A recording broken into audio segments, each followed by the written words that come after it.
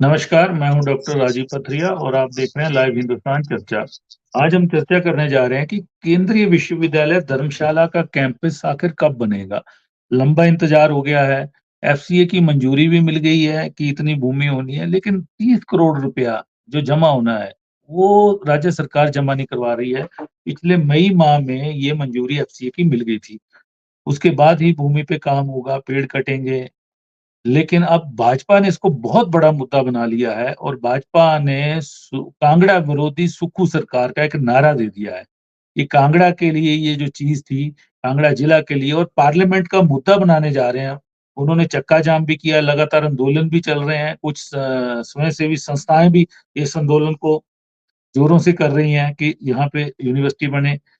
स्थानीय विधायक, कांग्रेस के पूर्व मंत्री और मौजूदा विधायक सुधीर शर्मा भी जो आंदोलन कर रही एक समिति है उसको उन्होंने अपना समर्थन दे दिया है। कहीं ना कहीं सरकार के लिए, सुक्खू सरकार के लिए आगे राहें मुश्किल होंगी क्योंकि मुद्दा बहुत बड़ा बना दिया है। और शांता कुमार पूर्व मुख्यमंत्री भी इस मुद्दे में कूदे हैं। अनुराग ठाकुर भी कह रहे हैं कि यूनिवर्सिटी के लिए जल्द से जल्द राज्य सरकार पैसा जमा करवाए ताकि वहां पे निर्माण हो सके। शांता कुमार तो यहाँ तक कह चुके हैं कि सुक्खू को पत्र लिख चुके हैं, कह चुके हैं कि मुख्यमंत्री जी इसको जल्द से करवाइए और ये जो कांगड़ा विरोधी एक सोच है इसको खत्म कीजिए।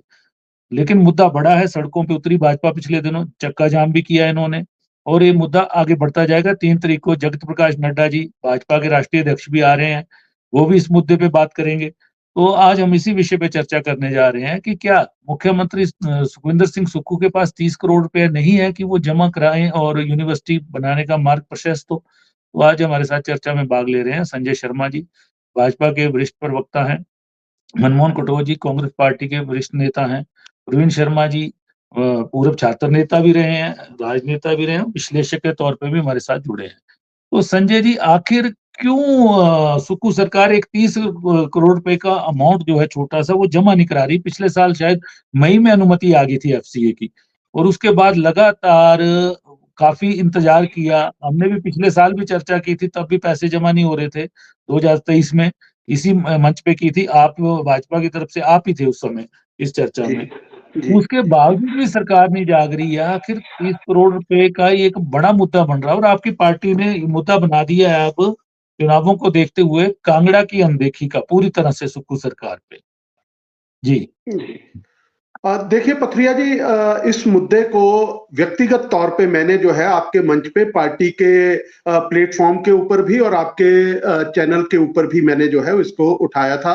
और मैं पहला व्यक्ति था जिसने 4 जुलाई 2023 को जो है धर्मशाला के नोडल ऑफिसर जो केंद्रीय विश्वविद्यालय को के लिए लगाए गए थे, एसडीएम यहाँ के लोकल हैं, उनके माध्यम से ये फाइल जो है भेजी गई हिमाचल प्रदेश सरकार को कि सभी आपत्तियां जो है केंद्र सरकार ने दूर कर दी और उसके बाद वन एवं पर्यावरण मंत्रालय ने, जैसे कि एक भारत सरकार के नियम है, कोई भारतीय जनता पार्टी की केंद्रीय सरकार ने नहीं बनाए थे, पहले से चले आ रहे जो पर्यावरण के नियम हैं कि पर्यावरण को जहां जहां भी पर्यावरण का संतुलन रखने के लिए जहां जहां भी कोई भी ऐसे प्रोजेक्ट आते हैं और वन और पर्यावरण को नुकसान पहुंचता है तो उसके एवज में उसका हिस्सा जो है वो दूसरी किसी जगह कैसे पैदा किया जा सकता है, उसके लिए एक निर्धारित राशि रहती है, जितने भी हेक्टेयर जमीन अलॉट की जाती है उसके प्रोपोर्शनेट।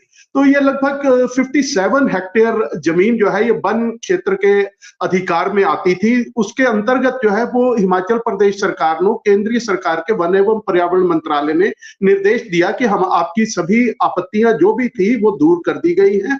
अब इसके उपरांत हिमाचल प्रदेश सरकार आगे इसका निर्माण कार्य शुरू करने के लिए 30 करोड़ रुपया अविलंब जमा करवाए ताकि इसका काम आरंभ किया जा सके।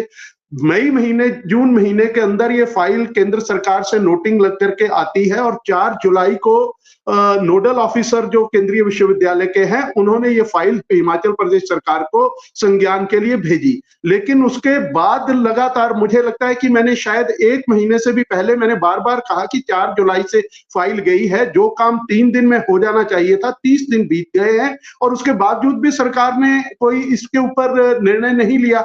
आज 2024 का भी जनवरी का महीना बीत गया, फरवरी शुरू होने वाला है 2 रोज के बाद, लेकिन कोई संज्ञान मुख्यमंत्री से स्वयंसेवी संस्थाएं मिल रही है, छात्र संगठन मिल रहे हैं, व्यक्तिगत तौर पे जो है वो कांग्रेस के नेता भी और अन्य लोग भी उनसे मिल रहे हैं। कभी उन्होंने कहा कि ये जो है भूकंप प्रभावी क्षेत्र है, उसके बाद उन्होंने कहा कि इसकी सॉइल टेस्टिंग की रिपोर्ट जो है, सॉइल टेस्टिंग की रिपोर्ट, भूकंप संबंधी सभी जानकारियां, जितनी भी रिपोर्ट्स बननी थी, उन सभी आपत्तियों को दूर करने के बाद जो है ये फाइल सिर्फ पैसा जमा करवाने के लिए मुख्यमंत्री को भेजी गई। लेकिन ना जाने मुख्यमंत्री क्यों, किस तरह की जिद और क्यों नहीं चाहते हैं कि इसका निर्माण धर्मशाला के भीतर हो। आज तक हिंदुस्तान के इतिहास में कोई शायद ऐसा शिक्षण संस्थान नहीं होगा जिसके ऊपर इतनी बड़ी राजनीति, लगभग इसको 14 वर्ष जो है इस कार्य को होने लगे हैं। इसकी शुरुआत हुई थी 2009-10 के अंदर, इसकी घोषणा हुई थी। इसके बाद जितने इसके साथ के केंद्रीय विश्वविद्यालय दूसरे प्रदेशों में बनने थे, उनके कैंपस बन करके वहां पे क्लासेस और अन्य जो विभाग, संकाय जो इनमें चलने थे, वो सभी संकाय शुरू हो चुके हैं। लेकिन हिमाचल प्रदेश के अंदर आज भी कुछ हिस्सा शाहपुर में चल रहा है, कुछ धर्मशाला में चल रहा है, कुछ तीसरी जगह चल रहा है, कोई चौथी जगह चल रहा है। तो इस तरह का संस्थान, इस तरह की राजनीति आज तक नहीं देखी।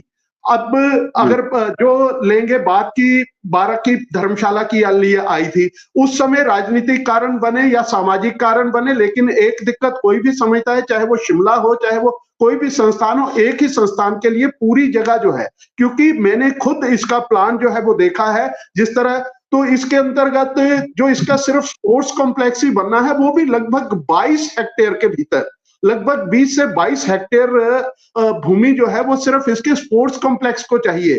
तो निश्चित तौर पे धर्मशाला में इतना नहीं था, लेकिन जो भी समझौते के अंतर्गत हुआ कि कुछ हिस्सा धर्मशाला में बने, कुछ दूसरी जगह बने, अब सब आपत्तियों को लेके 12 से 17, क्योंकि 11 के बीच में जब ये सारा जो है वो इसकी सेटलमेंट चल रही थी और इसको बनाने का सारी आपत्तियों को दूर करने के प्रयास कर रहे थे, तो हिमाचल प्रदेश के अंदर जो है वो सरकार बदल जाती है, लेकिन केंद्र के अंदर मनमोहन सिंह 2014 तक सरकार में रहते हैं और 12 में हिमाचल प्रदेश के अंदर वीरभद्र सिंह सत्ता संभालते हैं। यहाँ के लोकप्रिय विधायक उस समय के और मंत्री रहे, कद्दावर मंत्री थे, लेकिन उन्होंने भी 12 से लेकर के 17 तक जो संज्ञान लेकर के और जिस गति से काम होना चाहिए था, सिर्फ वीरभद्र सिंह और स्थानीय विधायक घोषणाएं सिर्फ ये करते रहे कि सोनिया गांधी इस तारीख को आएंगी, शिलान्यास करेंगी, सोनिया गांधी इस तारीख को आएंगी, शिलान्यास करेंगी, लेकिन उसका शिलान्यास नहीं हुआ। अंततः 2017 के अंदर भारतीय जनता पार्टी की सरकार हिमाचल प्रदेश के अंदर सत्ता संभालती है, तो उसकी जो भूमि जिसको केंद्र का शिक्षा मंत्रालय भी, वन और पर्यावरण मंत्रालय भी सब रिजेक्ट कर चुके थे, क्योंकि वो टोटल 100% स्लाइडिंग जोन थी। वो लगभग एक पहाड़ के नीचे जो त्रिउंड जो जगह कही जाती है, उसके नीचे कोई जगह ढूंढ करके उसका सर्वे जो है वो स्थानीय मंत्री करवा रहे थे और उसको पूरी तरह रिजेक्ट कर दिया गया। उसके बाद भारतीय जनता पार्टी की सरकार आई। भारतीय जनता पार्टी की सरकार ने चामुंडा के नजदीक जदरांगल में जगह को चयनित किया। उसके बाद उसकी इंस्पेक्शंस करवाई, उसकी सारी आपत्तियां दूर करवाने के भी प्रयास शुरू हुए और फरवरी 19 में प्रकाश जावड़ेकर जी, भारत सरकार के एचआरडी मिनिस्टर, अब शिक्षा मंत्रालय हो गया है, शिक्षा मंत्रालय के शिक्षा मंत्री देहरा में और धर्मशाला में 19 फरवरी 2019 को उसका शिलान्यास करते हैं। और उसके बाद जो है, क्योंकि देहरा का काम जो है, देहरा के अंदर कुछ आपत्तियां ज्यादा नहीं थी, इसलिए वहां पे हिमाचल सरकार ने पैसा दे दिया और काम शुरू हो गया। लेकिन धर्मशाला में फिर जो है वो आपत्ति लगती रही और उसका काम जो है वो किसी ना किसी कारण से विलंब में आता रहा। संजय जी, राजनीति का शिकार ये यूनिवर्सिटी हुई है और अभी तक है। एक यूनिवर्सिटी के हमने टुकड़े कर दिए, पहले पॉलिटिकल माइलेज लेने के लिए कहीं ना कहीं, फिर कांगड़ा के सांसद कहीं ना कहीं खामोश रहते हैं, कुछ करते नहीं है, विधायक भी नहीं करते हैं। धर्मशाला के अनुराग ठाकुर दिलचस्पी लेते हैं और 2018 में ही वो एफसीए की क्लियरेंस सारी करवा देते हैं और आज वहां कैंपस भी लगभग 50% से ज्यादा काम भी हो गया वहां पे शुरू। राजनीति का ये शिकार शुरू से रही है और अब इसी पे एक नई राजनीति खड़ी हो रही है आपके भाजपा की जीत सुनिश्चित करने के लिए, कांगड़ा बनाम सुक्खू सरकार। क्योंकि जिस तरह से प्रदर्शन हो, भाजपा ने अपने हाथ में ले ली है। पहले स्वयंसेवी संस्थाएं कर रही थी, अब आप पथरिया जी, लोगों ने पूरा मोर्चा पथरी खोल दिया है। नहीं जी पथरिया जी, इसके इसके ऊपर जो है वो भारतीय जनता पार्टी ने पहले भी, मैं ज्ञापन की कॉपीज दे सकता हूं, नहीं नहीं, मेरा आपने स्वयं किया है, मेरे लेकिन मेरे अब मेरे अब से अब ड्राफ्टेड अब मेरे से अब ड्राफ्टेड ज्ञापन है जो नहीं, अब मुख्यमंत्री जो को चेहरे, भेजे गए, संजय जी, जो अब जो चेहरे देखने में मिल रहे हैं प्रदर्शनों में, वो लोकसभा के टिकट के प्रार्थी ज्यादा दिख रहे हैं आपके वो उसमें। अलग चीज है। कोई मंच सजता जी है, कोई मंच सजता है, उसके ऊपर कोई भी आ जाता है, लेकिन भारतीय जनता पार्टी इस सारे विषय को लेकर के गंभीर है। हमने गंभीरता से प्रयत्न शुरू किए 2022 में जो है इसकी लगभग, क्योंकि 2 वर्ष जो है वो लगभग 2 वर्ष कोरोना के अंदर जो है बीते हैं, उसका भी खामियाजा जो है वो केंद्रीय विश्वविद्यालय धर्मशाला के नॉर्थ कैंपस को भुगतना पड़ा है कहीं ना कहीं, क्योंकि केंद्र के अंदर अन्य काम जो है वो प्रभावी ढंग से होने थे जो भी चलिए, कोरोना से संबंधित है, और इसके अंदर देरी निश्चित तौर पे हुई है। लेकिन 2022 में भारतीय जनता पार्टी की प्रदेश में सरकार रहते हुए इसके ऊपर गंभीर प्रयत्न भी शुरू हुए, सारी क्लियरेंसेस दूर करने के प्रयत्न किए गए। इवन 2023 की शुरुआत में भी आपके समाचार पत्रों में छपा था कि एक पश्चिम बंगाल से एक समिति आई थी जो सारे उसका अध्ययन कर रही थी, उसने भी कुछ आपत्तियां करी, और उसमें हमारे केंद्रीय नेता अनुराग ठाकुर जी ने व्यक्तिगत तौर पर रुचि लेकर के उसको भी जो है उस आपत्ति को भी दूर करवाया, और उसके कारण और उसके निदान किस तरह हो सके वो समाधान भी रखे, और निश्चित तौर पे वो समाधान होकर के वो चलिए, फाइल वन एवं पर्यावरण मंत्रालय से मई महीने में जो है वो लगभग मनमोहन मई जी, के चलिए मैं दूसरे मनमोहन जी सप्ताह के के पास अंदर आता मई हूँ। में वो फाइल मनमोहन आ जी के गई, पास और आता उसके हूँ। बाद जुलाई में वो म- भेज दी गई, जी और आज तक जी, उसके ऊपर संजय जी, निदान आपके पास नहीं बाद हुआ है। में आऊंगा। अब तो जी मात्र मुद्दा 30 करोड़ है। अब तो मात्र जी, मुद्दा 30 जो है करोड़ है, वो वही मैं 30 मनमोहन करोड़ जी से रहा जानना है। चाहूंगा अब 250 करोड़ केंद्र सरकार के शिक्षा मंत्रालय और यूजीसी ग्रांट कमिशन से इसके निर्माण के लिए जो मिलना था वो पैसा आ चुका जी, है। चलिए सिर्फ पैसा चलिए हिमाचल संजय जी, प्रदेश सरकार का जो जी जी जी जी, वनों के म, एवज में जमा होना है उसके ऊपर बात बिल्कुल टिकी। बिल्कुल। मनमोहन जी, मनमोहन सिंह ही थे तब प्राइम मिनिस्टर। 2007 में घोषणा हुई सेंट्रल यूनिवर्सिटी की। मनमोहन जी, आपसे प्रश्न है, आपकी सरकार है आज, लेकिन 30 करोड़ रुपया क्यों जमा नहीं करवा रही आपकी सरकार, और मई महीने में एफसीए हो चुकी है। संजय भाई की लंबी कहानी सुनने के बाद मुझे भी इतिहास में जाना पड़ेगा। मैं जी एक राजनीतिक तौर पे नहीं, एक पॉलिटिकल परिवार से जुड़े हुए व्यक्ति के तौर पे नहीं, एक छात्र नेता होने के तौर पे जरूर कहूंगा कि 2007 में जब इस विश्वविद्यालय की घोषणा हुई, तो 2007 में हमारे नेता राहुल गांधी को मेमोरेंडम देने वाले एनएसयूए के लोग थे। एनएसयूए के लोगों ने ज्ञापन दिया और केंद्रीय विश्वविद्यालय बनाने का एक घोषणा हिमाचल प्रदेश के लिए की गई। और बड़ा दुर्भाग्य है कि राजनीतिक कश्मकश हो या राजनीतिक खींचातान हो या व्यक्ति विशेष की अपनी सोच अपने तक सीमित रहने की बात हो, ये विश्वविद्यालय आज तक लटका रहा। मेरा मानना है कि पूरे हिंदुस्तान में जहां जहां केंद्रीय विश्वविद्यालय खुले हैं वहां वहां उनका कैंपस देखने लायक है, और बड़ी खुशी मिलती है कि हम किसी शिक्षण संस्थान, बड़े शिक्षण संस्थान में पहुंचे हैं। लेकिन हिमाचल में टुकड़े कर दिए गए, सिर्फ एक व्यक्तिगत व्यक्ति को लाभ पहुंचाने के लिए टुकड़े किए गए। इसके मुद्दा तो अगर हम शुरू से देखें तो इसको जिस तरह से केंद्रीय विश्वविद्यालय को नुकसान पहुंचाने की एक सोच रची गई, उस सोच में जो भी राजनीति के लोग शामिल रहे हों, वो बड़ा समाज के लिए एक दुर्भाग्यपूर्ण बात है। और मेरा मानना है कि हम लोगों को इतनी बड़ी सौगात डॉक्टर मनमोहन सिंह ने दी थी, उस सौगात को आगे बढ़ाने के लिए हमें एकजुट होकर चलना चाहिए था। नंबर 2, आज जो बात हम जिस चीज का मुद्दा लेके इस चैनल पे हम लोग बैठे हैं, संजय भाई ने पूरी कहानी सुनाई कि अनुराग ठाकुर जी ने ये किया वो किया, उसके साथ भाजपा के लोग ज्ञापन देते रहे, मेमोरेंडम देते रहे। जब 2008 में 7 में यूनिवर्सिटी की घोषणा हुई, 8 में धूमल सरकार बनी, 5 साल क्यों लटका रहा ये मुद्दा? उसके बाद ठीक है, मानता हूं कि उन्होंने कहा कि केंद्र में यूपीए सरकार थी, मुद्दा लटका रहा। अगर कांग्रेस ने 5 साल नहीं विश्वविद्यालय की ओर ध्यान दिया तो 5 साल बाद कांग्रेस को हार का मुंह भी देखना पड़ा। लेकिन 17 से लेके 23 के मध्य में इनकी सरकार डबल इंजन के साथ चलती रही, तब विश्वविद्यालय के साथ क्यों ऐसा किया गया? तीसरी बड़ी बात, अगर 30 करोड़ की बात अगर आप कह रहे हैं तो हम सबको, मैं तो आपके माध्यम से भी मुख्यमंत्री से मांग करूंगा, हमारे छात्र आंदोलन से निकले हैं वो भी, मैं उनसे भी मांग करूंगा कि 30 करोड़ की जल्दी से जल्दी जो पैकेज है वो दिया जाए।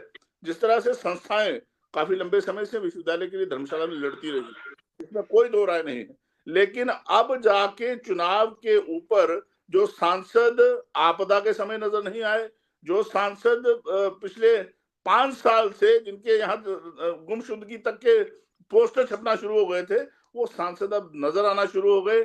इसके पीछे की राजनीति आप लोगों को समझनी पड़ेगी। अगर राजनीतिक तौर पे मैं बात करूं, एक कांग्रेस का कार्यकर्ता होने के नाते बात करूं, तो मैं कहना चाहूंगा कि आपने किया, मैंने किया, लेकिन सरकार आपकी भी रही, सरकार हमारी भी रही। कहीं ना कहीं गलतियां अगर हुई हैं तो उनको सुधारा जाना चाहिए, ना कि आरोप प्रत्यारोप लगाने चाहिए। और चुनाव को देखते हुए, जिस तरह की राजनीति चुनाव को देखते हुए हर जगह पे भाजपा के लोग करते हैं, उस तरह की राजनीति नहीं की जानी चाहिए, जो इस समय भी हिमाचल प्रदेश में और खास तौर पे कांगड़ा क्षेत्र में की जा रही है। कांगड़ा के साथ भेदभाव किसने किया, किसने नहीं किया, ये तो जनता तय करती है। और जनता ये जानती है कि जो सांसद है मौजूदा, वो 5 साल इस जनता के साथ खड़े नजर नहीं आए, वो 5 साल कहीं भी नहीं दिखे।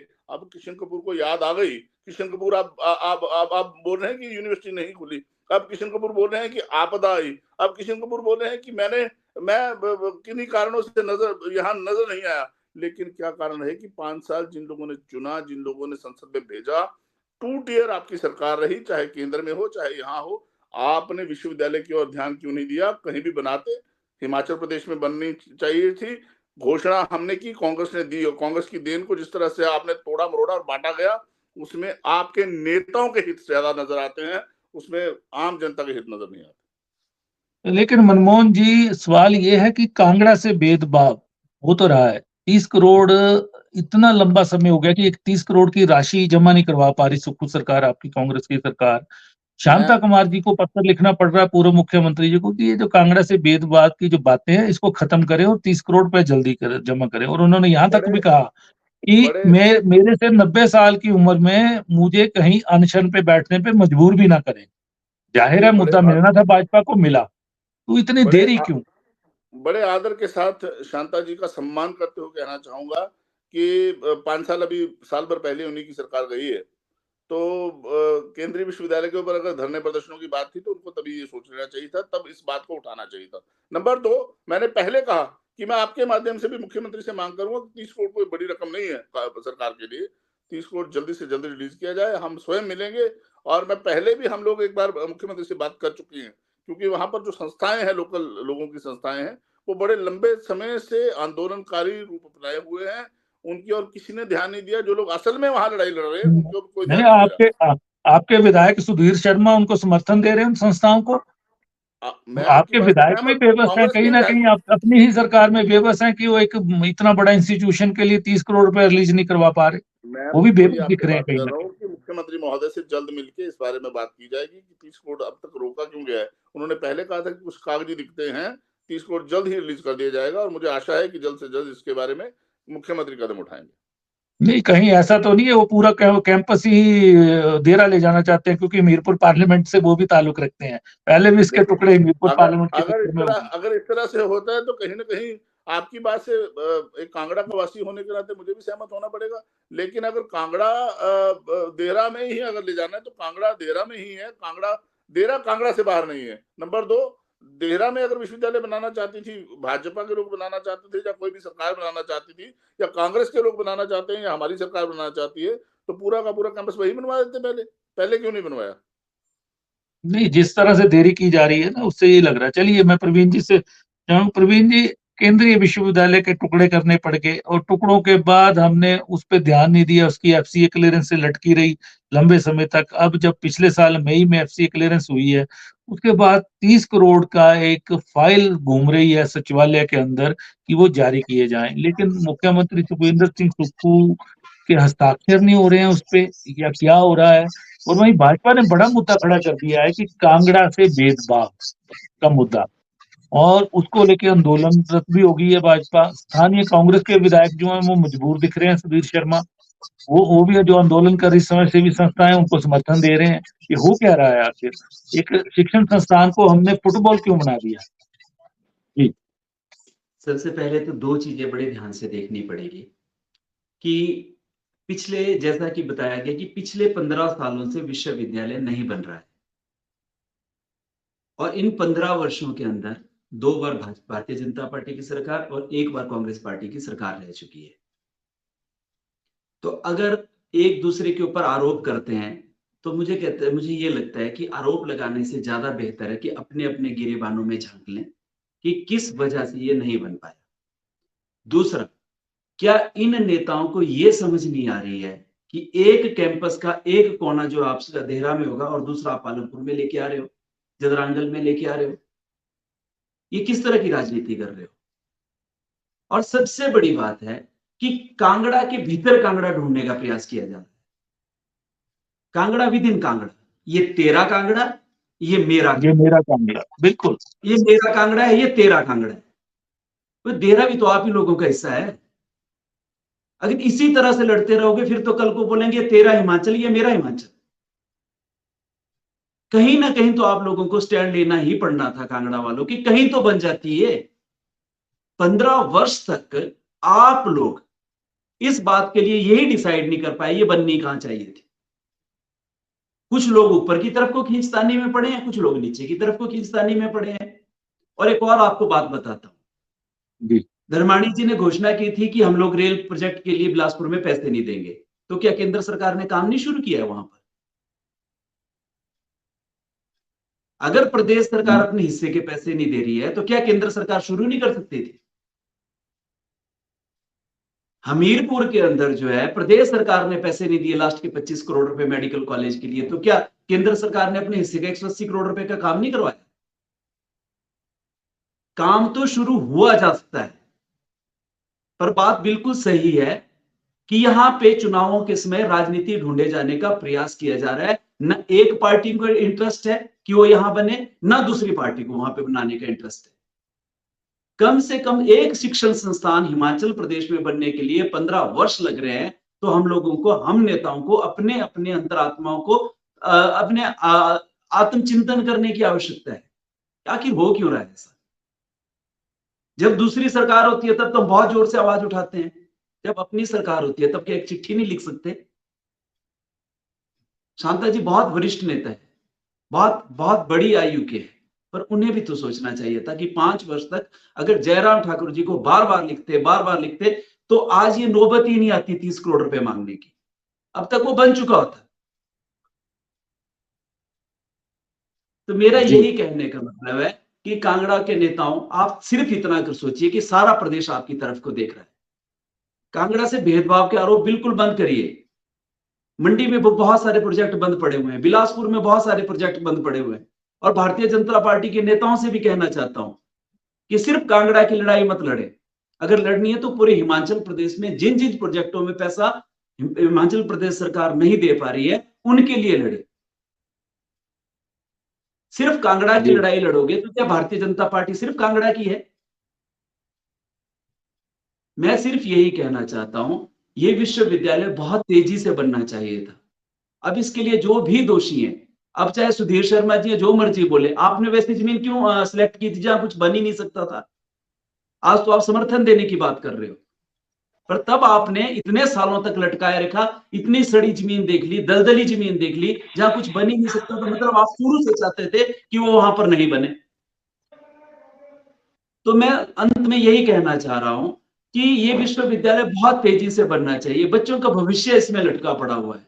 अगर ये तेजी से बन जाता है तो विश्वास करिए हिमाचल प्रदेश में एक ये बहुत बड़ा इंस्टीट्यूट होगा और हिमाचल प्रदेश के बच्चों को ही फायदा होगा। ये कांगड़ा के बच्चों को फायदा नहीं होगा, ये पूरे हिमाचल प्रदेश के बच्चों का फायदा होगा। और फिर भी मैं ये कहना चाहता हूँ कि सुखू जी, अगर आपके मन में सिर्फ 30 करोड़ रुपए को लेकर अगर कोई राजनीति आड़े आ रही है तो कम से कम राजनीति को इंस्टीट्यूट, एजुकेशन इंस्टीट्यूट के मामले में मत आने दीजिए। अब पैसा रिलीज करने का या आप निर्णय लीजिए, अगर आपको नहीं बनाना है तो लोगों के सामने स्पष्ट तौर से आइए।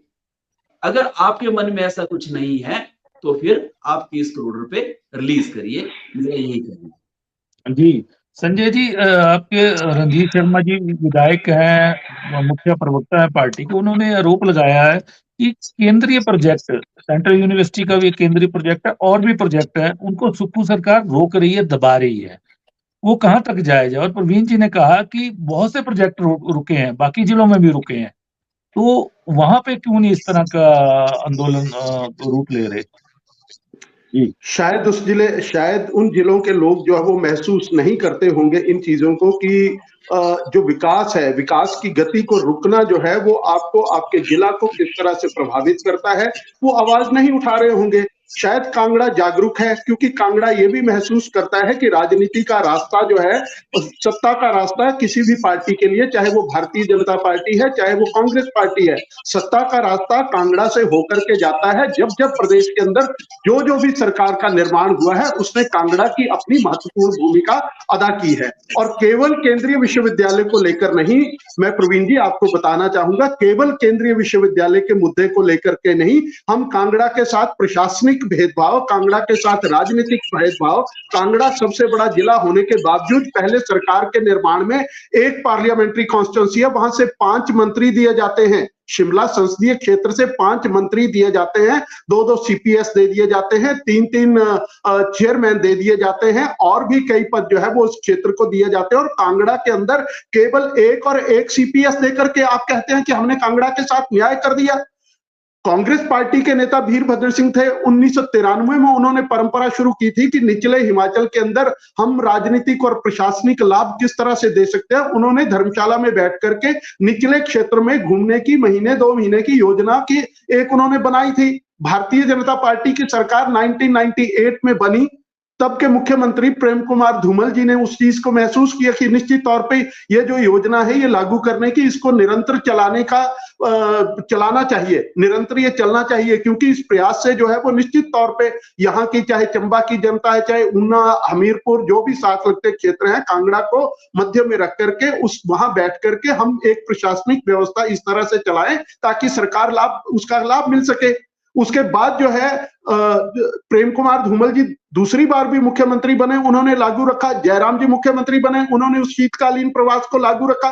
पिछले वर्ष जब शीतकालीन प्रवास को लेकर के आप ही पत्रकारों ने जब मुख्यमंत्री से पूछा, उन्होंने कहा मैं कोई ऐसी चीजों के ऊपर विश्वास नहीं रखता, मेरे लिए सारा हिमाचल, ना वो इधर आते हैं ना वो बाकी हिमाचल जाते हैं। आखिर किस तरह से क्या उनकी पार्टी अब वो योजना, वो जो प्रवास का एक निरंतर सिलसिला जो चलता था, मनमोहन भाई भी खुद जानते हैं, क्या उसका लाभ नहीं मिलता था? क्या आपके इंदौरा क्षेत्र और नूरपुर के क्षेत्र को उसका लाभ नहीं मिलता था? जब मुख्यमंत्री और बाकी मंत्री वहां पे घूम करके जनता से मिलते थे और जनता की आवाज को सुनते थे, उसका लाभ निश्चित तौर पे सरकारी मशीनरी जो है वो भी एक्टिव होती थी, तो उसका लाभ मिलता था। तो इस तरह से अगर ऐसा अन्याय अगर आप बंद करते हो, अगर उन योजनाओं को, उन कामों को नहीं करते हो, आप केंद्रीय विश्वविद्यालय तो एक मुद्दा है, और बहुत से मुद्दे हैं, राजनीतिक मुद्दे हैं, राजनीतिक भेदभाव चल रहा है, तो ये सारे मुद्दे कांगड़ा की जनता अगर महसूस करती है, कांगड़ा के राजनीतिक दल अगर कांगड़ा में बैठे हुए राष्ट्रीय राजनीति में जो दल हैं उनका एक हिस्सा हम हैं, और वहां पे उनकी आवाज को उठाना, और अगर कुछ गलत हो रहा है तो उसको निश्चित तौर पे उठाना। कांगड़ा के चंबा के अंदर जो है वो टुकड़े टुकड़े करके एक समुदाय विशेष के व्यक्ति उठ करके हमारे वहां के एक नौजवान के टुकड़े कर दिए जाते हैं। वहां पे कोई मंत्री, विधायक और वहां के मुख्यमंत्री तक नहीं जाते हैं, राष्ट्रीय चैनल्स तक वो विषय जो है वो जाता है। तो निश्चित तौर पे अगर ऐसी चीज होती है तो नित्य राजनीतिक दल होने के नाते हमारी सामाजिक जिम्मेदारी भी बनती है, और सामाजिक आवाज को बुलंद करना यह हमारा नैतिक दायित्व बनता है, उसको हम उठाएंगे। अगर बाकी जिले में नहीं महसूस करते हैं तो निश्चित ना करें। और आज भी मुख्यमंत्री, जिस तरह से रणधीर जी की बात आई है, रणधीर जी ने जो चीज कही कि भेदभाव केंद्र की स्कीम के साथ कर रहे हैं, निश्चित तौर पे, लेकिन दूसरी तरफ ये भी सच्चाई है कि जितने भी आज विकास की योजनाएं प्रदेश के अंदर चली हुई है वो वही काम हो रहे हैं जो सेंट्रल स्पॉन्सर्ड स्कीम थे, उन्हीं के ऊपर काम हो रहे हैं। प्रदेश के पास कोई भी चलाने के लिए जो है वो कोई भी ऐसी स्कीम नहीं है जिसके ऊपर वो द्रुत गति के भीतर काम कर सके। इसलिए मुझे लगता है कि मुख्यमंत्री को इन चीजों से ऊपर उठ करके, अगर आप छात्र राजनीति से आए हैं, आप राजनीतिक किसी के साथ आपको अपने स्कोर सेटल करने हैं, वो आप करते रहिए। आपने किसी को मंत्री बनाना है, नहीं बनाना है, वो आपका अधिकार क्षेत्र है, आपके संगठन की अपनी नीति, आपकी नीयत और नीति हो सकती है। आपने किसको करना है, नहीं कर, हम आवाज उठा रहे हैं, वहां की जनता आवाज उठा रही है, आप मत बनाइए। आपने एक बनाया है, 2 बनाए हैं, आप उनको भी हटा दीजिए, लेकिन जनता के हित में, छात्र हित में, युवाओं के हित में जो चीज है उसको तो कम से कम पूरा करिए। मैं 1 मिनट और लूंगा, 1 मिनट पत्रिया जी और लूंगा, एक मिनट और लूंगा मैं। छोड़ दिया है प्रवास करना, मुख्यमंत्री ने छोड़ दिया है, ये भी एक बड़ी बात है। जनवरी में निकल गया है मनमोहन जी। पथरिया जी एक मिनट और लूंगा, फिर मेरी बात समाप्त करके उसके बाद मनमोहन जी को आप समय दे दीजिए।